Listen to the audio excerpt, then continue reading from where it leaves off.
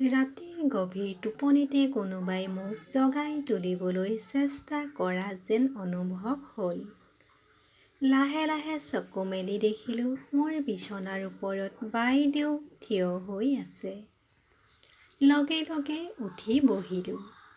প্ৰথমতে মোৰ মনলৈ আহিল যে ভিনীৰ কিবা এটা হ'ব পাৰে যে তাই এই সময়ত মোক জগাই তুলিবলৈ আহিছে। তাইক সুধিলোঁ, কি হ'ল? তাই লগে লগে মুখত হাত ধুই মোক মনে মনে থাকিবলৈ ক'বলৈ ধৰিলে, ইয়াৰ পৰা উঠি আহ। মই ভাবিলোঁ হয়তো কোনোবা ঘৰত সোমাইছে, সেইবাবে তাই এই কাম কৰি আছে। মই ইংগিত দি সুধিলোঁ, কি হৈছে?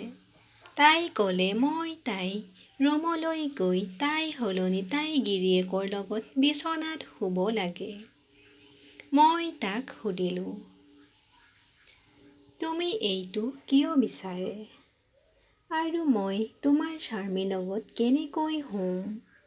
কিন্তু তাই জোৰ দি ক'লে যে মই তাত এঘণ্টাৰ থাকিব লাগে আৰু তাই ঘূৰি আহিলে মই কোনেও গম নোপোৱাকৈ তাৰ পৰাই ওলাই যাম। আনহাতে মোৰ ভয় লাগিছিল মই কেনেকৈ এজন পুৰুষৰ লগত তেওঁৰ পত্নী সলনি হ'ম। কিন্তু বাইদেৱে অনুৰোধ কৰি আছিল। মই মনে মনে তেওঁৰ অনুৰোধ মান্তি হৈ তেওঁৰ কোঠালৈ গৈ বিছনাৰ চুকত শুই পৰিলোঁ। ৰাতিপুৱাৰ আগতে বাইদেউ ঘূৰি আহি মোক জগাই দিলে আৰু মোৰ ৰুমলৈ যাবলৈ ক'লে। মই মোৰ ৰুমলৈ আহিলোঁ, কিন্তু মোৰ মনটো আছিল বাইদেউৰ কামত। তাই মোক ৰাতি কিয় পঠাইছিল আৰু তাই নিজে ক'লৈ গৈছিল? ৰাতিপুৱা ভিনীৰ ঘৰৰ পৰা ওলাই অহালৈকে অপেক্ষা কৰি আছিলোঁ। তাইক সুধিম, এই সকলোবোৰ কি? ভিনী যোৱাৰ বাইদেউক সুধিলোঁ, এইটো কি কথা আছিল? আৰু ৰাতি ক'লৈ গ'লা? গতিকে মোৰ প্ৰশ্নত তাই ৰৈ গ'ল। তাই ক'লে, মই ৰাতি বন্ধুৰ লগত হস্পিটেলত আছিলোঁ। তেওঁ কোৱা কথাখিনিয়ে মোক আচৰিত কৰি তুলিলে। যদি তাই বন্ধুৰ লগত হস্পিটেললৈ গৈছিল তেন্তে ভাল কথা। আৰু তাই ভিনীক কৈ যাব পাৰিলেহেঁতেন। মই যেতিয়া মোৰ বাক এইকেইটা কথা ক'লোঁ, তেতিয়া তাই ক'লে, তোমাৰ ভিনীয়ে মোৰ সেই বন্ধুজনক ভাল নাপায়, কাৰণ সি অকলে থাকে আৰু বিয়াও হোৱা নাই। গতিকে বায়ে ক'লে, তুমি মোক ৰাতি বচালা। কিন্তু কেইদিনমান পাৰ হৈ গ'ল আৰু তাৰ পিছত এদিন ৰাতি বায়ে মোক জগাই আহি মোৰ ৰুমলৈ গৈ আকৌ শুবলৈ ক'লে। মই সুধিলোঁ, তেন্তে সেই বন্ধুজনৰ লগত যাবা নেকি? গতিকে তেওঁ ক'লে, হয়। তাই কোনখন হস্পিটেললৈ যাব আৰু কিয় যাব সেই বিষয়ে বহুত সুধিলোঁ যাতে মই কিবা এটা জানিব পাৰোঁ। কিন্তু তাই একো কোৱা নাছিল। তাই মোক মোৰ ৰুমলৈ পঠাই ঘৰৰ পৰা ওলাই আহিল। মোৰ এনে লাগিল যেন কিবা এটা ভুল হৈছে। নিশ্চয় মোৰ বায়ে কিবা ভুল কৰি আছিল আৰু ৰাতি হস্পিটেললৈ যোৱাৰ অজুহাতত আন ঠাইলৈ যাব। মোৰ ভনীয়ে প্ৰায় 4 ঘণ্টাৰ পিছত উভতি আহিল আৰু এনেকৈয়ে চলি থাকিল। প্ৰায় এসপ্তাহৰ পাছত আকৌ মই তাইৰ ৰুমলৈ শুবলৈ গ'লোঁ। শুই থাকোঁতে ভিনী মোৰ ফালে অহা যেন লাগিল। মই খৰধৰকৈ চকু দুটা মুদি তাৰ ফালে পিঠি দিলোঁ। কিন্তু তেওঁ চাগে অনুমান কৰিলে যে মই তেওঁৰ পত্নী নহয়, তেওঁৰ ভনীয়েক। তথাপিও তেওঁ মনে মনে শুই থাকিল। মোৰ নাম ৰীতা। আমি মাত্ৰ দুগৰাকী ভগ্নী আৰু আমাৰ ঘৰ এখন সৰু গাঁৱত। মোৰ ডাঙৰ বাইদেউ নিকিতাৰ বিয়া এখন চহৰত হৈছিল আৰু গিৰিয়েকৰ লগত চহৰত বাস কৰিছিল। ময়ো মেট্ৰিক পাছ কৰাৰ পিছত কলেজত পঢ়িবৰ বাইদেউ ভিনিদেউৰ লগত আছিলোঁ। মোৰ সন্দেহ হৈছিল আৰু মই নিশ্চিত আছিলোঁ যে তাই যিয়ে নকৰক কিয় ভিনিয়ে গম পাইছে, কিন্তু তেওঁ একো কোৱা নাছিল। মই ভাবিলোঁ যে গোটেই সত্যটো জানিব লাগিব। সেইবাবে মই সকলো পৰিকল্পনা কৰি লৈছিলোঁ।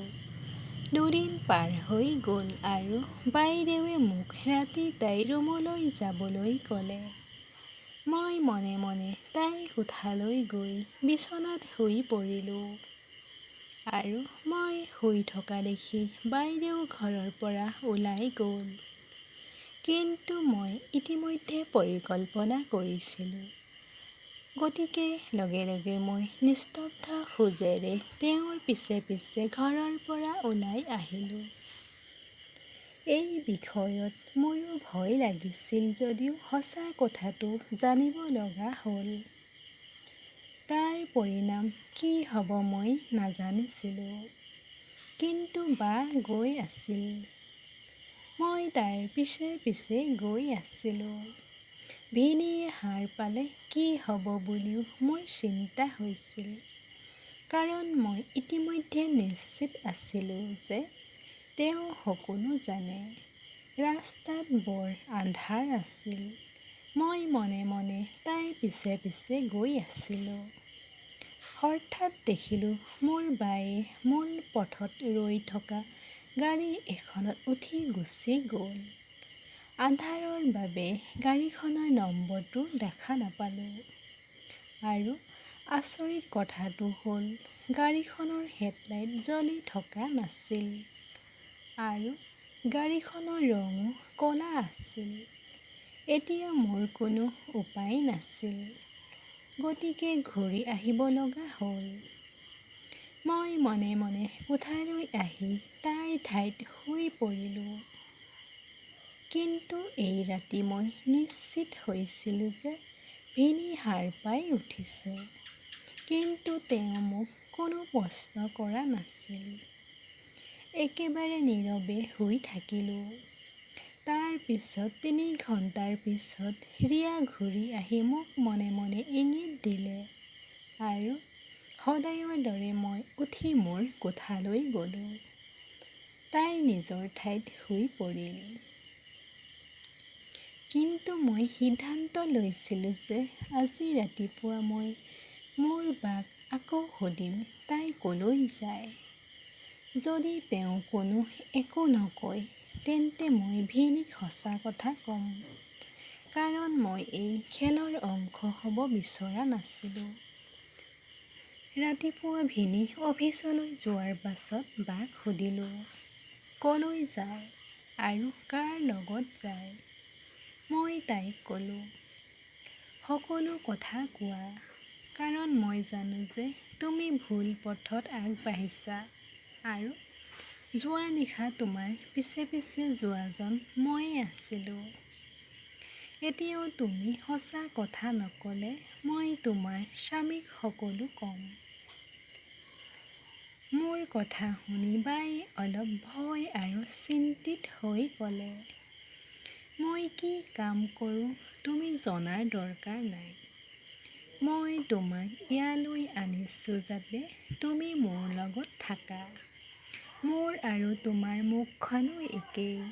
আন্ধাৰত ভিনিয়ে বুজি নাপায় মই কোন আৰু তুমি কোন। আৰু তুমি এই সকলোবোৰ কৰিব লাগিব যেতিয়ালৈকে মই বিচাৰোঁ।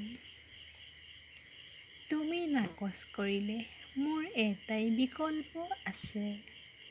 মই তোমাক গাঁৱলৈ ঘূৰাই পঠাই দিম আৰু মাক ক'ম যে তোমাৰ আৰু ভিনিৰ লগত কিবা এটা সম্পৰ্ক আছিল। সেইবাবে মই তোমাক ঘূৰাই পঠাইছোঁ। ইয়াৰ পিছতো তোমাৰ মা দেউতাই তোমাক আৰু পঢ়া-শুনা কৰিবলৈ নিদিয়ে। গাঁৱত কোনেও তোমাক সন্মান নিদিয়ে। তাইৰ কথাত মই ভয় খাইছিলোঁ। মই চাৰিওফালৰ পৰা আবদ্ধ হৈ পৰিছিলোঁ। কাৰোবাক কিবা ক'লে মই অপমানিত হ'ম আৰু নকলে বাইদেউ সুৰত নাচি নাচি তাইৰ পুতলা হৈয়ে থাকিবলগীয়া হ'ল। পঢ়াৰ-শুনাৰ আধৰুৱা হৈ এৰি গাঁৱলৈ গ'লেও সকলোৱে তাইক প্ৰশ্ন কৰিব। এদিন বাইদেউ আলমাৰীত কিবা এটা বিচাৰি থাকোঁতে এটা অদ্ভুত বস্তু দেখিলোঁ। কিবা এটা লুকুৱাই থোৱা আছিল আৰু যেতিয়া মই সেইটো খুলি দেখিলোঁ, তেতিয়াই মই আচৰিত হ'লোঁ। ছোৱালীৰ জিন্স আৰু চাৰ্ট আছিল। আমাৰ ঘৰত কোনো এনে কাপোৰ পিন্ধা নাছিল। বাকো পিন্ধা কেতিয়াও দেখা নাছিলোঁ। গতিকে তাৰ মানে মোৰ সন্দেহবোৰ শুদ্ধ। মোৰ বায়ে ভুল পথত খোজ দি আছে। বন্ধু-বান্ধৱীক লগ কৰিবলৈ তাই তেনে কাপোৰ পিন্ধে। এই কথাই মোক বিচলিত কৰি তুলিলে আৰু বাৰ প্ৰতি ঘৃণা অনুভৱ কৰিলোঁ। তাৰ পিছত এদিন ভগৱানে মোৰ কথা শুনিলে। গোটেই সত্যটো মই জানিবলৈ পালোঁ। কলেজৰ পৰা উভতি আহোঁতে আমাৰ ঘৰৰ সন্মুখত অদ্ভুত জনসংগ্ৰাম আছিল। কিবা এটা অশুভ অনুভৱ কৰিলোঁ। ভিৰৰ কাষেৰে পাৰ হৈ ভিতৰলৈ হাতখন আগবঢ়াই দিওঁতে সন্মুখৰ দৃশ্যটো বৰ ভয়ংকৰ হৈ পৰিছিল। পুলিচে মোৰ ভিনীক ধৰি ৰাখিছিল আৰু মোৰ বা থিয় হৈ আছিল। কিন্তু তাই একো কোৱা নাছিল। মই সুধিলোঁ, এই সকলোবোৰ কি হৈছে? গতিকে বায়ে লগে লগে মোক ধৰি পিছলৈ টানি লৈ ক'লে, তই নীৰৱে থাক। মই ভাবিলোঁ মোৰ বায়ে স্বামীক বিশ্বাসঘাতকতা কৰিছে যাতে তাই আন কাৰোবাৰ লগত মজা কৰিব পাৰে। ভিনীক পুলিচে ধৰি লৈ গ'ল। ভিৰ ছত্ৰভংগ দিয়াৰ পিছত মোৰ বাৰ ওপৰত খং উঠিবলৈ ধৰিলে। আপুনি আপোনাৰ স্বামীক গ্ৰেপ্তাৰ কৰা উচিত নাছিল। যদি আপুনি তেওঁক ভাল নাপালেহেঁতেন, তেন্তে তেওঁক বিধৱা বিচ্ছেদ কৰিব পাৰিলেহেঁতেন। কিন্তু নিৰীহ মানুহ এজনক এনেকৈ ফচুৱাটো একেবাৰে ভাল কথা নহয়। বায়ে ক'লে, তেওঁ নিৰীহ কেনেকৈ? এই কথাত মই মূৰটো নমাই থাকিলোঁ। বায়ে ক'লে, তুমি ইয়াত বহা, মই ক'ম বাস্তৱ কি। আৰু তাৰ পিছত তাই ক'লে তাই আন্তৰিকভাৱে পুলিচ অফিচাৰ।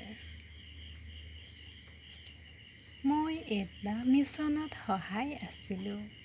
এটা গেঙৰ বিৰুদ্ধে প্ৰমাণ বিচাৰিব লগা হৈছিল আৰু মই স্বামীক নজনাকৈয়ে কাম আৰম্ভ কৰিছিলোঁ।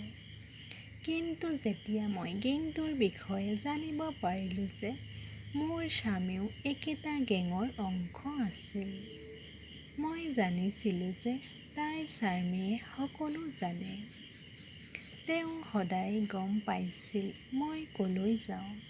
কিন্তু তেওঁ একো কৰা নাছিল।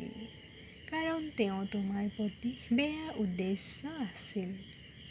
ইয়াৰ বাবে তেওঁ মোৰ ওপৰত চকু নিদিছিল আৰু তেওঁ বিচাৰিছিল যে তেওঁ মানুহে মোক ধৰিব আৰু এইটোক ভিত্তি হিচাপে ব্যৱহাৰ কৰি তেওঁ মোক এৰি তোমাক বিয়া কৰাব। কিন্তু মই কেতিয়াও তেওঁৰ গুণ্ডাবোৰৰ হাতত নপৰিলোঁ আৰু সকলো জানিও মই চকু মুদি সহ্য কৰি আছিলোঁ। আৰু আজি মই নিজেই তেওঁক গ্ৰেপ্তাৰ কৰিছোঁ, কাৰণ মই এই দেশখনক বিশ্বাসঘাতকতা কৰিব নোৱাৰোঁ। মই সকলো বুজিলোঁ। তাক লৈ মোৰ লাজ লাগিল। বাইদেউৰ ওচৰত ক্ষমা খুজিলোঁ। তাই মুকলি হৃদয়েৰে মোক ক্ষমা কৰিলে। তাই ভিনিক বিবাহ বিচ্ছেদ কৰি আৰক্ষী বাহিনীত যোগদান কৰিলে। মই বুজিলোঁ যে বায়ে কোনো ভুল পথত গৈ মোক ব্যৱহাৰ কৰা নাছিল, কাৰণ চকুত যি দেখা যায় সেয়া সদায় সঁচা নহয়।